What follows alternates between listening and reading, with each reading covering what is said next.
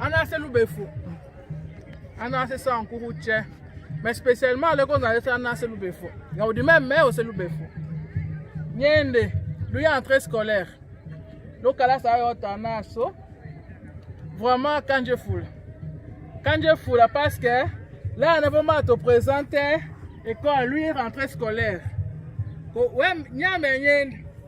Oya na liti, kanga ba ko to mbija se bu. Ana ko mbija se la akete. Ana chela akete mba jase o.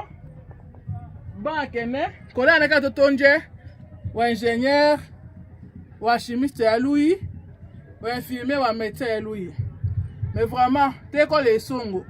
T'es ko la cheka sala wa kalasa. Mais quand même, donc la bonne volonté. Donc la bonne volonté. Donc je suis assez Loubefou et qu'on soigne fou. Le sac. Là, il n'y a pas de preuve. Le sac est fou.